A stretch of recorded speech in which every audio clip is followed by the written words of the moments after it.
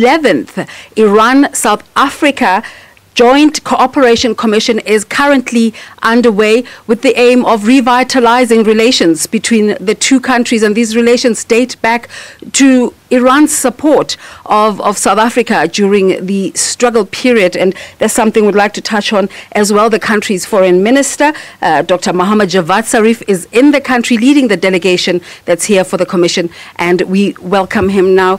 Dr. Zarif, welcome to South Africa and to Morning Live.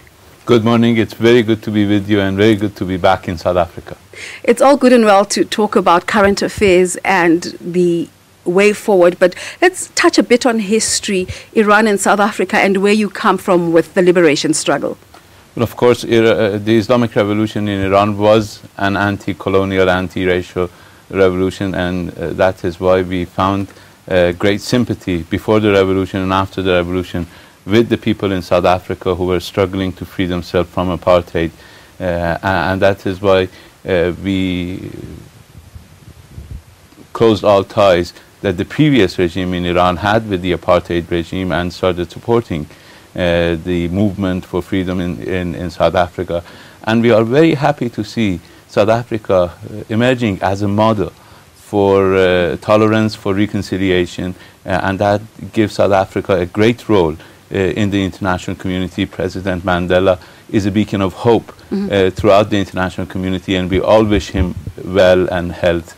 And this is an important occasion for us to revitalize our relations with South Africa, which go back to the days that we were both struggling. Now, the topical issue has been the election that Iran has just come out of, and we're going to elections ourselves next year, and the election of Dr. Rouhani onto the helm. And you're now revitalizing relations not only with South Africa, but with several African countries. Tell us about what the strategy is there.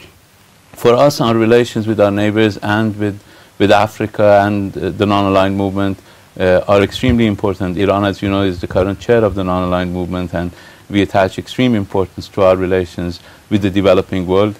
Africa has always occupied an important place in our foreign policy, in our development policy, and that is why this is my second trip, actually, second bilateral trip. My first bilateral trip was to Iraq, which is a neighboring country, and the second bilateral trip is to South Africa in order to indicate how important Africa is to our relations and how important South Africa in particular is to our foreign policy.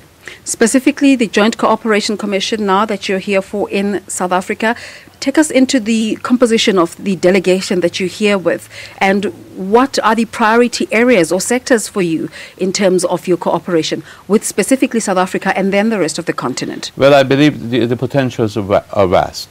We have a whole range of possibilities, from energy to petrochemicals to industry, road construction, to health. We have 30 Iranian doctors working now in South Africa. So there are huge potentials both for Iran in Africa and in South Africa in particular, and for South African countries. One of our cell phone operators in Iran is MTN, and we're very happy with them. So these are possible areas of cooperation.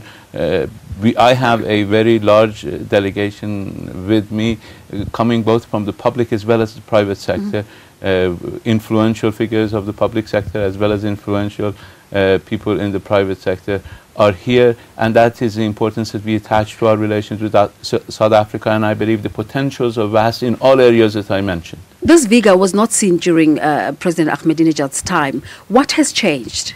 I believe our outlook to the international community has changed. We are working for constructive cooperation with the rest of the international community, and I believe the international community is receiving this very well.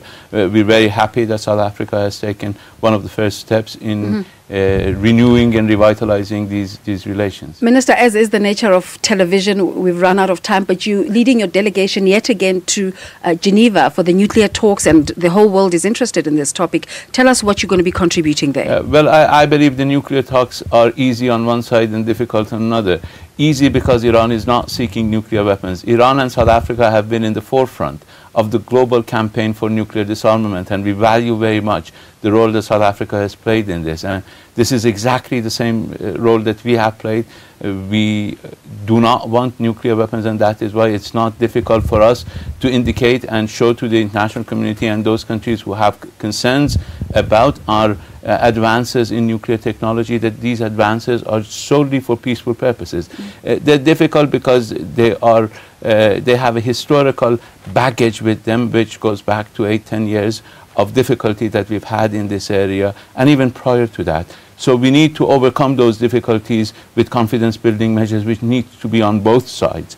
Both sides need to get the confidence of the other side in order to be able to move forward. But once we do that, I believe the road is not going to be difficult. Quite a task there. Thank you very much, and thank you for making the time to come talk to us. Thank you. And that makes, for now, Dr. Mohammad Javad Zarif is the Foreign Minister for Iran, and he was talking to us while he's attending the 11th Joint Cooperation Commission here in South Africa. From Pretoria, let's go back to Johannesburg.